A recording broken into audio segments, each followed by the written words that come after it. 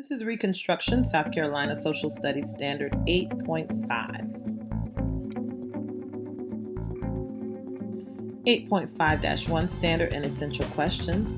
Analyze the development of Reconstruction policy and its impact in South Carolina, including the presidential and congressional Reconstruction plans, the role of Black codes, and the Freedmen's Bureau. Essential question number 1, how did the Reconstruction policy develop? Number 2, how did Reconstruction impact South Carolina? Number 3, what are differences and similarities between the presidential and congressional Reconstruction plans? Number 4, what role did Black codes play in Reconstruction? Number 5, how did the Freedmen's Bureau assist in Reconstruction? The 13th, 14th, and 15th Amendments to the U.S. Constitution are referred to as the Reconstruction Amendments. Passed in the 5 years after the end of the Civil War, each amendment addressed specific issues regarding slavery, citizenship, and suffrage. Now, as we know, Lincoln's Emancipation Proclamation freed slaves only in the states in rebellion that were under federal control.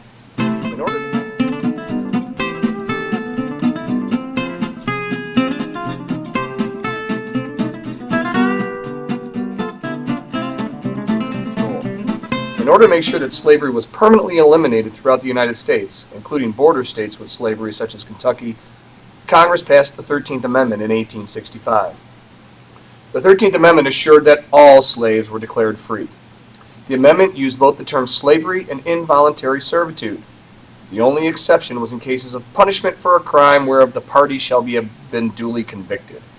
This exception allowed for the use of slave labor by the state in regard to prison inmates. What the 13th Amendment did not do was define the status of freed slaves. Were they citizens?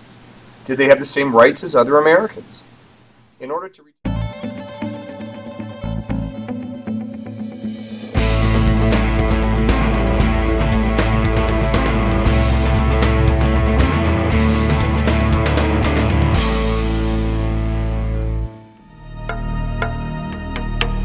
A congressional committee on Reconstruction concluded that Southern governments were unable to keep law and order or stem violence against African Americans.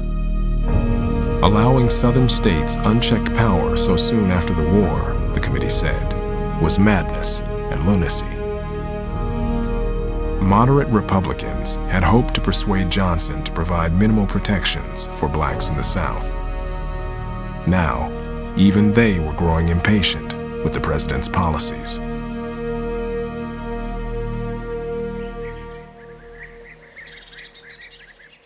In March 1866, both houses of Congress passed a landmark civil rights bill that protected the rights of American citizens without regard to race. Republicans warned Johnson not to veto the bill if he hoped for any continued cooperation with Congress. 2 weeks later, Johnson vetoed the civil rights bill. Johnson is opposed to the granting of those types of protections to black people. This had not been done for the white immigrants who would come to America. Why then are you doing it for these black people?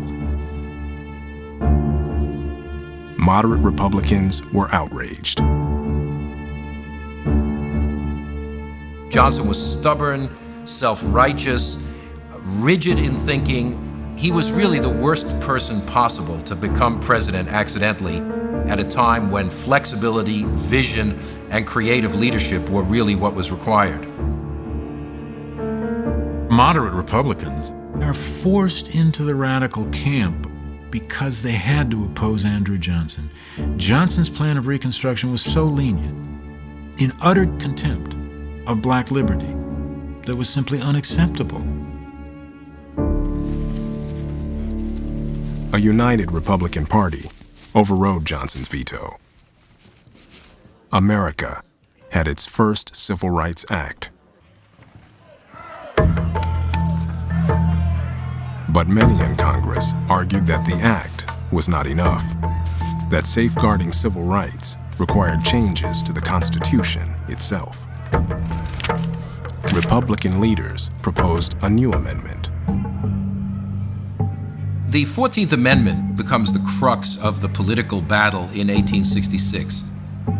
And basically, what they put into the Constitution is a new definition of American nationality and citizenship, making African Americans for the first time full citizens of the United States.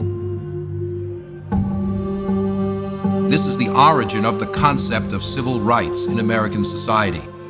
Rights which obtain to you as a citizen, which cannot be rescinded because of your race.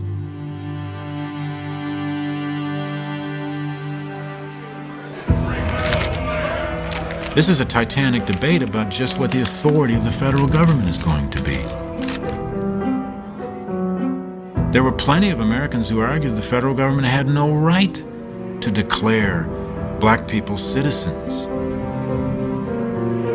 The Democrats are constantly putting forward racist arguments. You are eradicating a line between black and white which has existed forever. To Republicans, what's at stake here really is the definition of freedom. If a person can be discriminated against in every walk of life because of their race, has slavery really been abolished?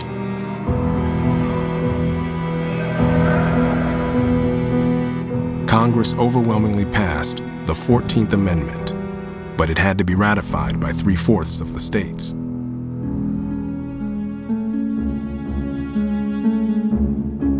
The president denounced the amendment and accused the Republicans of treason.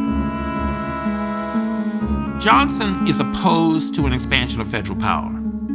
For him, constitutional authority resides at the state level, not at the national level. And Johnson believes that the Republicans are engaged in an enormous usurpation of state authority. The lines were drawn.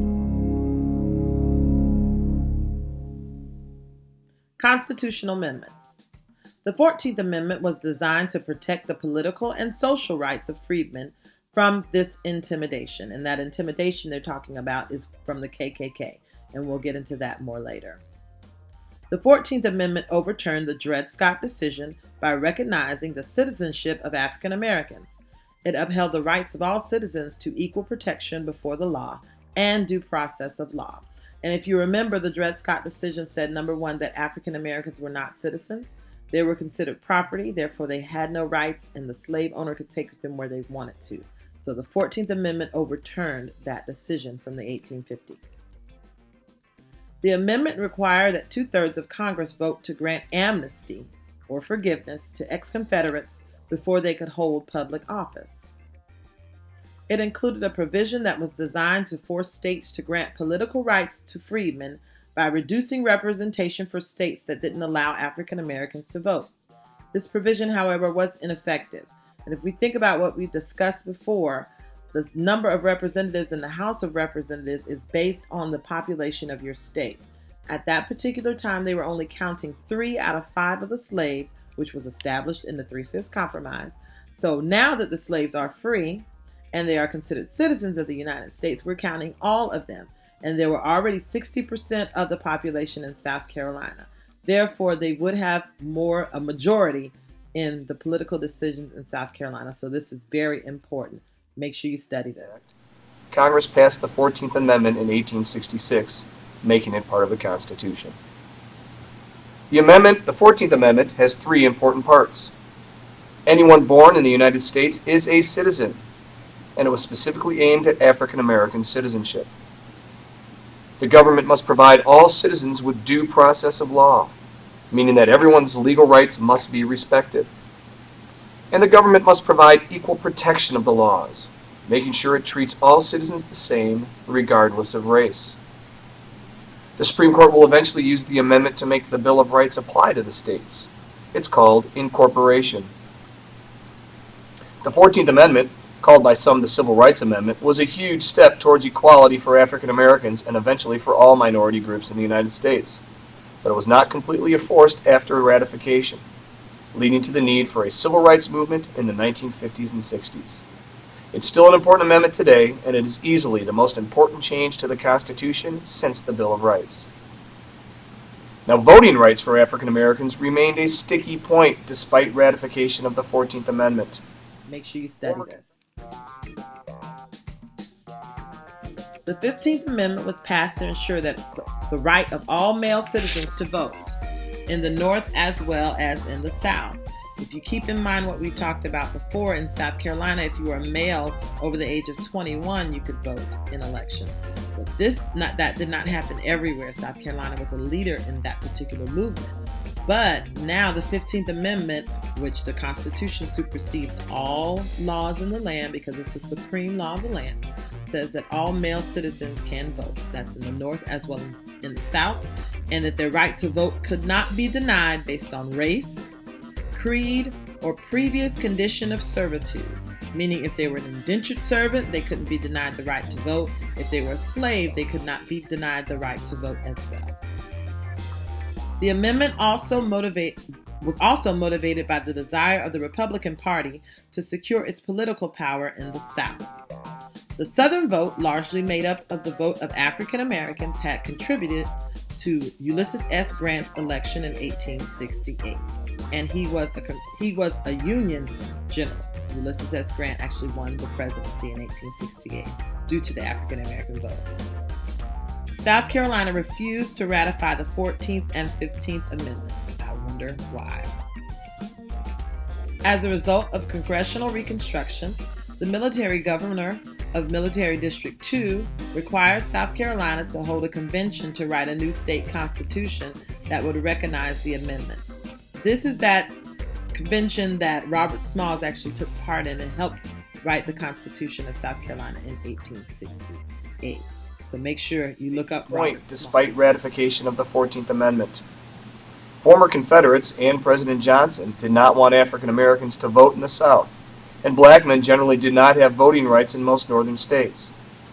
Congress therefore passed the 15th Amendment in 1869, ratified in 1870.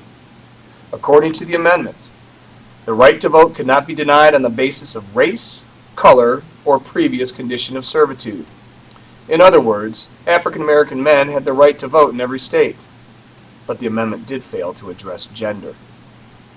The 15th Amendment, however, did not stop newly admitted Southern states from placing legal conditions on voting, such as literacy tests and poll taxes. These state laws effectively deprived the very people the amendment targeted from political participation. Future amendments and civil rights acts would resolve those issues, but not for almost a century.